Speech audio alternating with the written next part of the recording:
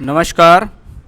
आपने जो birth detail दिए हैं वो है मुझे 16 फरवरी 1987 शाम के 4:45 पर इनका जन्म हुआ है। कुंडली है कर्क लगन की और राशि है कन्या राशि। कुंडली कर्क लगन की है, यहाँ 4 नंबर लिखा हुआ है। कुंडली यानी लगन के मालिक चंद्रमा है। राशि चंद्रमा बैठे हुए हैं 6 नंबर में। राशि के लॉर्ड बुध हैं। चलिए शुरुआत करते हैं इस कुंडली की। कर्क लगन चंद्रमा का लगन कहलाता है और चंद्रमा अपने आप में बहुत कलात्मक ग्रह कहलाता है। यानी ऐसे व्यक्ति के मन के अंदर सवालों का आना जाना लगा रहता है। मन का टिकाव होना थोड़ा सा ऐसे लोगों के लिए मुश्किल होता है, क्योंकि चंचलता होना या मन में विचारों का आवागमन होना ऐसे लोगों के साथ देखा जाता है। स्वभाव से जितने ज़्यादा बाहर दिखाई देते हैं उतने ज़्यादा ही गहन अंदर भी होते हैं। कर्क लगन है तो व्यक्ति कहीं ना कहीं कलात्मक रवैया रखेगा। उसके अंदर अदर एक्टिविटीज़ भी देखी जाती हैं। उसके साथ साथ थोड़े से मैं कहूँ तो मूडी मिजाज के लोग ऐसे होते हैं। कुंडली में जो चंद्रमा है वो लगन का मालिक है, वो केतु के साथ बैठा हुआ है। यानी थोड़े ही पल में ठीक हैं, थोड़े ही पल में गुस्सा हो गए, थोड़े ही पल में मूड चेंज हो गया, ऐसा व्यक्ति के साथ देखा गया है। जब चंद्रमा केतु के साथ होता है तो जीवन में मानसिकता की स्थिरता को लाने के लिए प्रॉब्लम होती है। यानी माइंड की स्टेबिलिटी करने में व्यक्ति को समस्या आती है कि टिकाऊपन में समस्या है कि मुझे एक जगह टिक के काम करना है, क्या नहीं करना है, वो यहाँ इस तरीके की स्थिति दिखती है। मंगल इस कुंडली के अंदर, ये देखिए मार्स 10वें घर में मंगल बैठा हुआ है, अपनी ही राशि में है। योग कारक यानी केंद्र और त्रिकोण मंगल 2 राशियों का मालिक है। कर्म स्थान में मंगल बैठे तो व्यक्ति को कर्मशील बनाता है। व्यक्ति जीवन में चाहता है कि अपने स्वयं के बल पर कुछ कार्य करे और उस कार्य से तरक्की प्राप्त करे, क्योंकि यहाँ जो मंगल है वो अपने ही राशि में बैठा हुआ है। साथ ही साथ ये मंगल जब 10वें भाव में बैठे अपनी ही राशि में, तो मंगल से संबंधित जो कार्य जीवन में होते हैं उसमें लाभ मिलता है। जैसे मंगल के कार्य बहुत सारे हैं। मंगल अग्नि को भी रिप्रेजेंट करता है। मंगल फायर को, अग्नि को, इलेक्ट्रिक को, इलेक्ट्रॉनिक्स को, इंजीनियरिंग, टेक्निकल पढ़ाई, टेक्निकल काम, ये सारी चीज़ें मंगल से ही आती हैं। अब आप देखिएगा कुंडली का जो 5वां घर है ये शिक्षा का स्थान कहलाता है। यहाँ पर शनि बैठे हुए हैं और मंगल उसे दृष्टि देता है। ये दोनों चीज़ को दिखाता है। ये आपकी एजुकेशनल को टेक्निकल बना सकता है, साथ ही साथ आपकी एजुकेशन में प्रॉब्लम भी दे सकता है। कभी कभी लोगों के जीवन में पढ़ाई का छूट जाना, पढ़ाई का रुक कर चलना, या कभी गलत सब्जेक्ट ले लिया, स्ट्रीम चेंज कर ली। पढ़ाई की पहले कुछ पढ़ रहे थे, पहले टेक्निकल पढ़ रहे थे, बाद में नॉन टेक्निकल आ गए, पहले नॉन टेक्निकल पढ़ रहे थे, बाद में टेक्निकल में आ गए, तो वो चीज़ भी यहाँ दिखती हैं। कुंडली में ये देखा गया है कि जब जब शनि कुंडली के 5वें घर में वृश्चिक राशि के अंदर मौजूद है, ये वृश्चिक राशि, वृश्चिक मतलब होता है बिच्छू, और शनि जैसा ग्रह अगर वहाँ हो तो ये व्यक्ति के अंदर बहुत छुपावट देता है। क्योंकि ये बुद्धि का स्थान कहलाता है, तो बुद्धि के स्थान में छुपावट का होना अच्छा नहीं माना जाता। ये व्यक्ति को अंदरूनी रूप से प्रॉब्लम देता है। व्यक्ति अपने जीवन में कहीं ना कहीं अपने खुद के गलत निर्णय, गलत विचार, गलत सोच, नकारात्मक सोच के कारण नुकसान पाएगा। शनि का 5वें घर में होना अच्छा नहीं है। ये संतान प्राप्ति में भी आपको बाधा दे सकता है। वैसे ये स्थिति पत्नी की कुंडली से ज़्यादा देखी जाती है, लेकिन ये मैं आपकी कुंडली देख रहा हूँ इसलिए मैं आपको बता रहा हूँ। शनि सप्तम का मालिक है, सप्तम स्थान को वापस देखता है और मंगल उसे देखते हैं। कभी कभी ऐसे लोगों की जानकारी में भी शादियाँ होती हैं। और एक बात, जब मंगल जैसी राशि में शनि हो और मंगल उसको देख रहा हो, ये स्थिति बिफोर एंड आफ्टर मैरिज भी किसी व्यक्ति विशेष यानी अपोजिट सेक्स के प्रति आकर्षण को शो करती है। यानी ऐसे व्यक्ति के जीवन में कोई ना कोई गोपनीय तौर पर भी संबंध हो सकते हैं। चलिए बात करते हैं राहु और बृहस्पति के योग की। भाग्य स्थान का मालिक बृहस्पति भाग्य स्थान में, ये भाग्य के लिए ठीक है, लेकिन साथ में राहु हो तो ये व्यक्ति के विवेक को ख़त्म करता है। कभी कभी व्यक्ति की स्थिति ऐसी होती है कि वो अपनी ज़्यादा चलाने लगता है। वो कहता है जो मैं कह रहा हूँ वही ठीक है। ऐसी स्थिति में व्यक्ति को अपने से बड़ों की सलाह अवश्य लेनी चाहिए, नहीं तो प्रॉब्लम आ जाएगी। क्योंकि ये 9वां घर है कुंडली का, ये पिता का स्थान है और पिता का कारक सूर्य अष्टम भाव में बैठा है।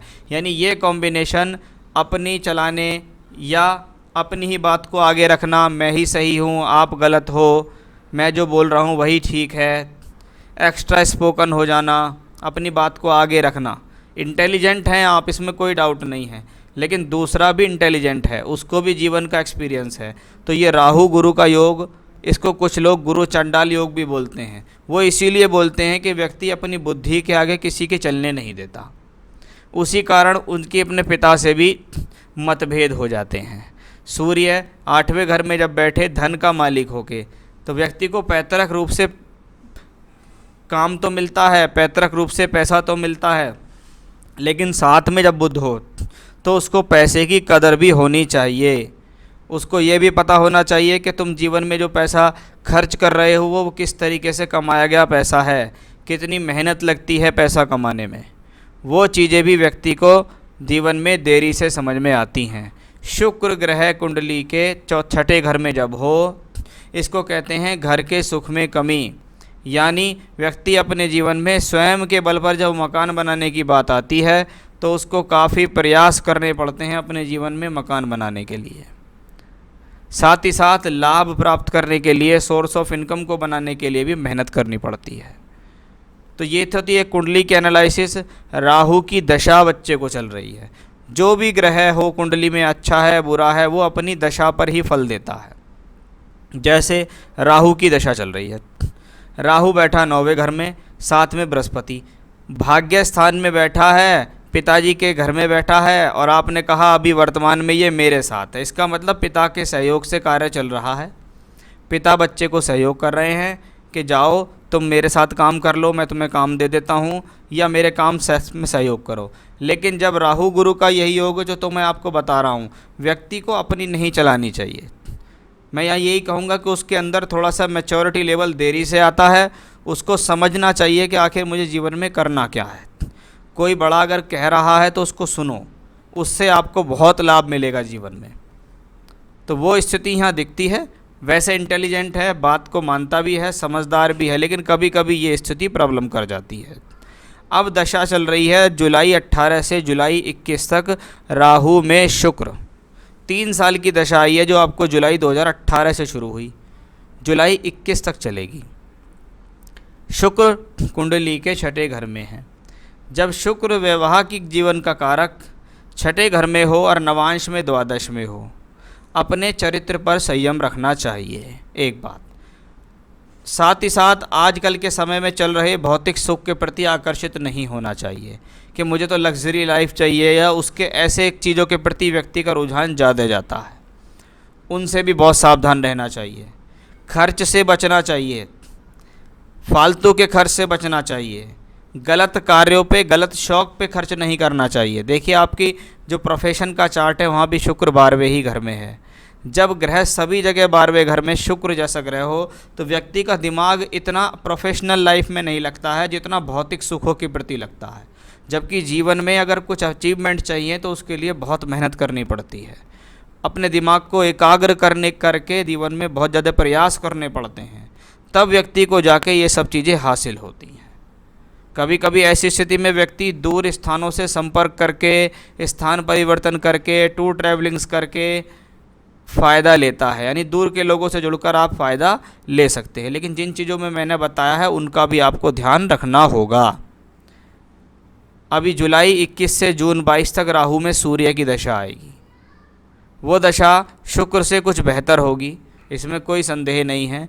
लेकिन आपको अभी भी और आगामी समय में भी पिताजी के साथ, अपने फादर के साथ रिलेशन को अच्छे करके चलना है, तभी आप जीवन में कुछ अच्छे और काबिल इंसान बन पाएंगे। नहीं तो आपके साथ काफ़ी गड़बड़ हो जाएगी। आपने कहा ये मैरिड हैं, but his profession and success in life he is at the moment with me. देखिए आने वाले समय में प्रोफेशन भी ठीक है, सक्सेस भी ठीक है, लेकिन मुझे ऐसा लगता है कि अभी इनको जीवन में 2-3 साल का संघर्ष बाकी है। अभी ज़िंदगी को समझना, कार्य को समझना, उसमें अभी इस व्यक्ति को समय लगेगा। तो इन सब चीज़ों का बहुत ज़्यादा ध्यान देना चाहिए। जो बातें बताई हैं उनको आप समझिए कि मैंने क्या बताया है, कौन सा ग्रह आपको किस तरीके से तकलीफ़ दे रहा है। वो सारी स्थितियाँ मैंने यहाँ आपको बताई हैं, उन पर आपको विशेष ध्यान देना होगा, क्योंकि छोटी छोटी कमियों से आपको बहुत सारी प्रॉब्लम्स आ सकती हैं। इन छोटी कमियों को आपको दूर करना होगा। उसके लिए आप अपने ईश्वर की प्रार्थना कीजिए, मेडिटेशन कीजिए, योगा कीजिए, प्राणायाम कीजिए, अपने आप को शांत रखिए, कार्य करना सीखिए। फादर क्या कर रहे हैं, क्या डिसीजन लेते हैं, उनके साथ इन सब चीज़ों को सीखिएगा। अगर कोई स्टोन पहनने की बात है तो पुखराज रत्न पहनना आपके लिए फ़ायदेमंद रहेगा। आप एक पुखराज रत्न धारण कीजिए, सीधे हाथ में इंडेक्स फिंगर में आपको ये गोल्ड में पहनना है। आजीवन आप इसको पहनिए, अच्छा सा पुखराज पहनिए। आपको चाहिए तो अच्छा पुखराज मैं आपको आपके स्थान तक अवेलेबल करा सकता हूँ। तो ये था आपकी हॉरोस्कोप। ओवरऑल हॉरोस्कोप अच्छी है, लेकिन मुझे कुछ समझदारी में व्यक्ति की कमी लगी है। कुछ छोटी छोटी सी गलतियाँ इस कुंडली में काफ़ी दिखी हैं, जिसके बारे में मैंने आपको यहाँ बताया है। लेकिन हाँ, इन फ्यूचर ये व्यक्ति जीवन में तरक्की करेगा, इसमें कोई संदेह नहीं है।